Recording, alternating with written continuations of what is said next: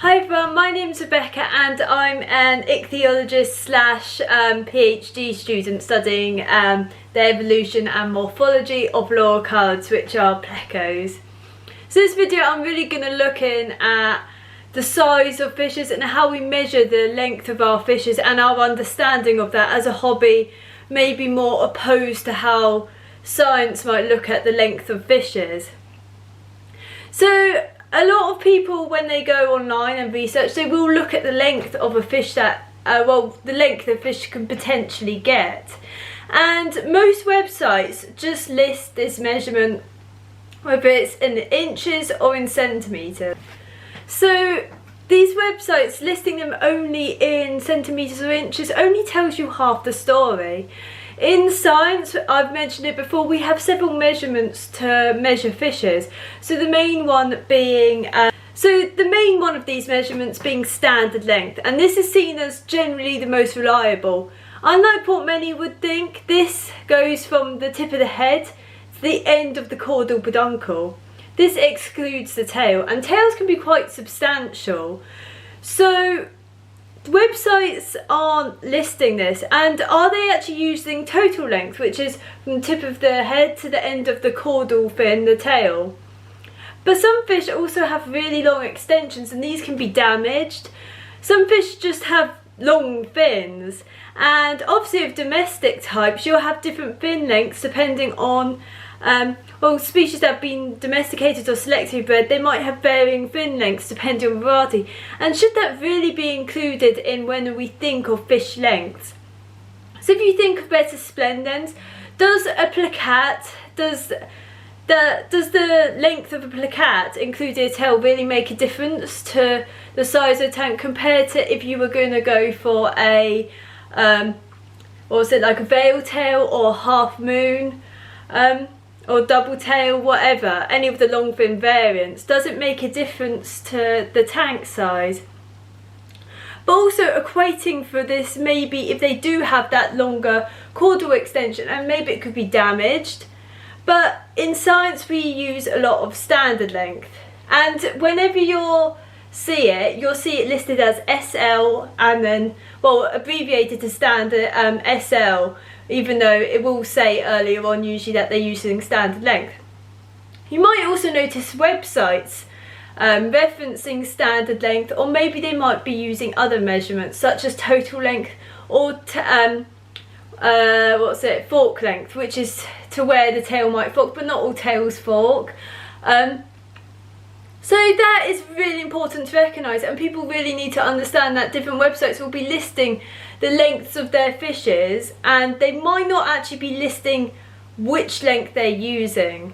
Are they using total length? Are they using standard length? Do the websites even know?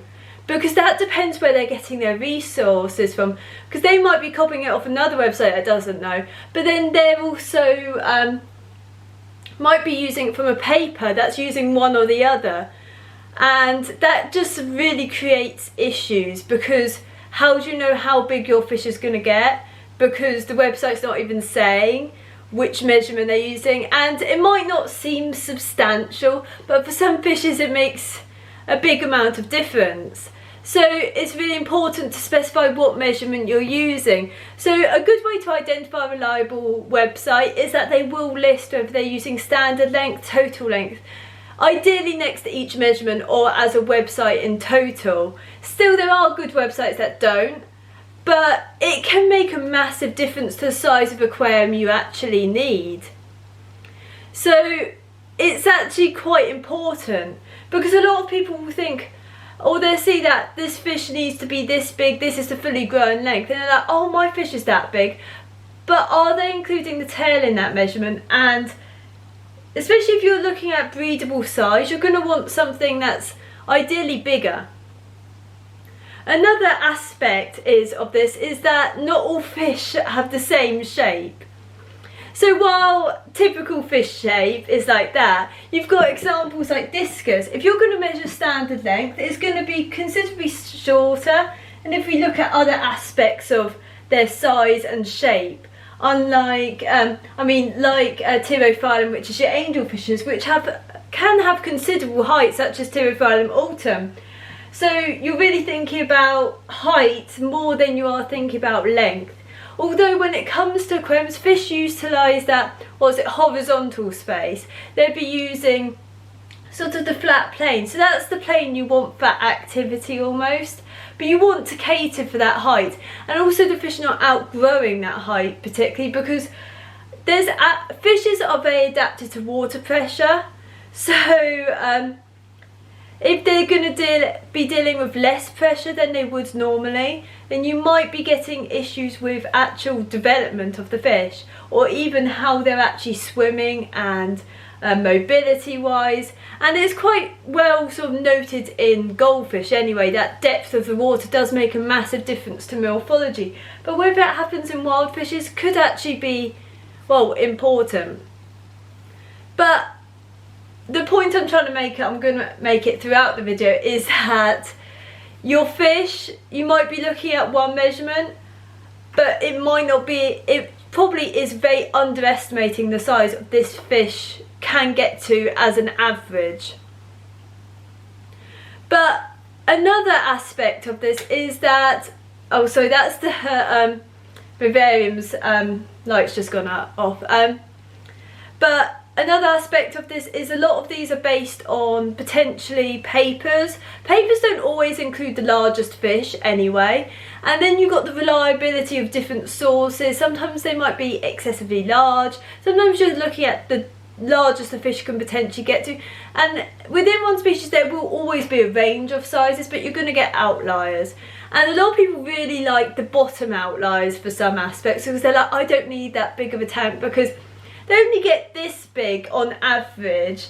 And then you still get the giants, and I think always aim for that larger size, or pushing towards the larger size, maybe feeding a bit more, feeding the right diet, the right size aquarium, and sort of other aspects like that. But size is really important when it comes to sort of understanding what size aquarium you need for the fish, and then filtration.